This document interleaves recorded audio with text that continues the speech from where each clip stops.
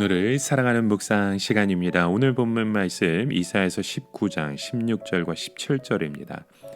그날에 애굽인이 부녀와 같을 것이라. 그들이 만군의 여호와의 흔드시는 손이 그 위에 흔들림을 인하여 떨며 두려워할 것이며, 유다의 땅은 애굽의 두려움이 되리니 이는 만군의 여호와께서 애굽에 대하여 정하신 모략을 인함이라. 그 소문을 듣는 자마다 떨리라. 여러분, 우리가 이 애굽의 모습을 생각하게 되면 그동안 오랫동안 영적인 잠에 빠져 있는 모습을 보게 되죠. 그러나 한순간에 그들의 잠을 깨우는 사건이 일어나게 되었습니다. 바로 이 아수르의 침공과 이스라엘 난민들의 유입이 있었었죠. 애굽은 오랫동안에 이 어둠 속에 파묻혀 조용히 지내왔습니다. 그들은 이스라엘 백성들이 무더기로 탈출한 후에 오히려 알터니가 빠진 것처럼 생각했을지도 모릅니다. 어두운 데 사는 사람은 자신의 주변이 얼마나 지저분하게 더럽혀져 있는지 전혀 느끼지 못합니다. 마치 무서운 병에 걸렸지만 진찰받지 않아서 자신의 병이 모른 채 평안하게 지내는 사람과 같은 것이죠. 옛날에 의사들은 환자가 불치병에 걸렸을 때 본인에게 알려주지 않는 것을 원칙으로 삼았다고 합니다. 불치병에 걸렸다는 것을 환자가 알게 되면 너무 고통스러워했기 때문이라는 거죠. 그동안 애굽은 전혀 어려움이 없는 것은 아니었지만 그런대로 잘 지냈었습니다. 하지만 새로운 일이 발생한 것이죠. 아수르의 공격으로 이스라엘은 완전히 망하고 유다는 예루살렘만 남고 거의 망하게 된 것입니다. 그 결과 많은 이스라엘 백성들이 애굽으로 피난을 오게 되었고, 애굽은 다시 하나님께 관심을 가지게 된 것입니다. 오늘 본문 말씀 속에 만군의 여호와의 흔드시는 손이 그 위에 흔들림이여 라고 말씀하죠. 애굽 사람들 위에 하나님의 손이 계속 흔들리고 있다라는 말씀입니다. 이것은 재앙이 한 번이 아니라 반복해서 일어나는 것을 말합니다. 하나님의 손이 한 번씩 흔들릴 때마다 애굽에서는 재앙이 일어나는 것이죠. 그런데 애굽 사람들이 이것을 어떻게 여호와의 손으로 알았을까요? 아마도 아수르의 공격 때문에 집과 재산을 다 버리고 피난 온 이스라엘 백성들이 말해 주었을 것입니다. 즉, 아수르는 사람이 당할 수 없고 오직 여호와 하나님 한 분밖에 당하지 못한다는 것이었죠.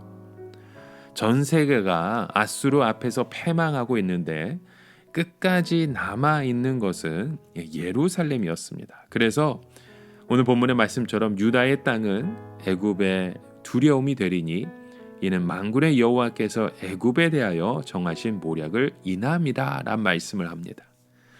유다는 다시 그들의 관심의 대상이 될 수밖에 없었던 것이죠. 거기에서 하나님께서는 온 세상에 일어날 일들을 말씀하시며 애굽에 대해서도 말씀하시기 때문입니다. 이렇게 애굽이 다시 잠에서 깨어나게 된 것은 아수르의 침략에 의해서였습니다. 그렇다면 아수르에 쫓긴 이스라엘이나 유다의 피난민들이 다시 그들로 하여금 하나님을 알게 했고, 여러 가지 어려움들을 하나님과의 관계에서 생각하게 되었던 것이죠. 오늘 우리들은 어떻습니까? 우리에게 일어나는 모든 일들을 하나님과의 관계에서 생각하셔야 합니다.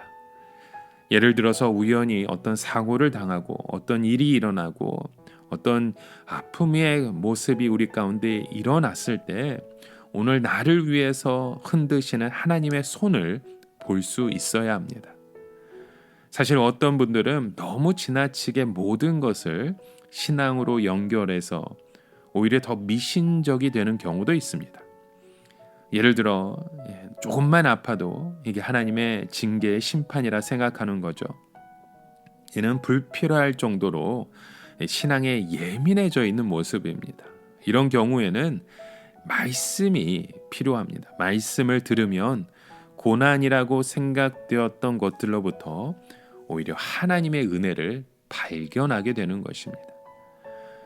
그러나 대부분의 사람들은 너무 무딘 것이 문제입니다. 하나님께서 위에 계속해서 손을 흔드시는데 어려움을 주시고 징계를 하고 계시는데 전혀 깨닫지 못하는 것이죠. 하나님께서 손을 흔드시는 정도가 아니라 위에서 어떤 폭탄을 떨어뜨린다 해도 자기에게 무슨 일이 일어나고 있는지, 무슨 잘못을 하고 있는지 모르는 사람들이 있습니다. 그런 사람들을 환난을 이겨낸 하나님의 백성들이 깨워야 하는 것입니다. 바로 저와 여러분들이 하나님의 심판에 대한 분명한 목격자들입니다. 이것은 분명히 하나님의 심판이다라는 증거를 갖고 있는 것이죠. 여러분, 이스라엘 백성들이 자기들끼리만 살았을 때에는 주변 나라에 전혀 영향을 주지 못했습니다. 애굽은 철저하게 어둠 가운데 버려져 있었죠. 그런데 이스라엘이 망하고 유다 역시 예루살렘만 남고 거의 망해서 애굽으로 피난을 오자 애굽이 다시 하나님을 만나게 된 것입니다. 이것을 보면 하나님의 백성들이 폐쇄적인 것이 얼마나 나쁜지 알 수 있습니다. 자기의 행복만을 추구하고 자기들끼리만을 교제할 때 우리는 전혀 세상의 빛이 되지 못합니다. 여러분, 소금은요, 녹아야 그 맛을 알게 됩니다. 우리 믿는 사람들은 안 믿는 사람들 속에 녹아져야 합니다. 아무리 직장이 마음에 들지 않고 아무리 식구가, 아무리 가족들이, 아무리 내 형제가 너무나 하나님을 모른다 할지라도 그들을 만남 속에 하나님의 마음을 함께 주고 나눌 수 있어야 됩니다. 이 세상에서 가장 강력한 증거를 가지고 있는 사람들은 고난을 받는 하나님의 백성입니다. 세상 사람들은 그들의 증거를 주목해서 봅니다. 왜냐하면 하나님의 백성이 왜 망하게 되는지 그 이유를 알고 싶어 하기 때문이죠. 하나님의 백성이 망하는 이유는 세상을 사랑하고 도를 사랑하며 하나님의 말씀대로 살지 않았기 때문입니다. 그래서 그들이 묻는 것이죠. 그런 하나님을 모르는 우리들은 어떻게 됩니까? 우리와 비교할 수 없는 심판이 준비되어 있으며 지금 우리가 당하는 고난은 맛보기에 불과하다는 것을 말해 줄 수 있어야 됩니다. 그러할 때 그들도 어려움 속에서 하나님을 찾게 될 수 있는 은혜의 자리를 사모하게 되는 겁니다. 여러분, 오늘 우리가 그러한 믿음의 통로가 되어지시길 주님의 이름으로 간절히 축원합니다. 함께 기도합니다. 참 좋으신 하나님, 오늘 우리의 삶 가운데 들려주시는 그 하나님의 음성을 듣기 원합니다.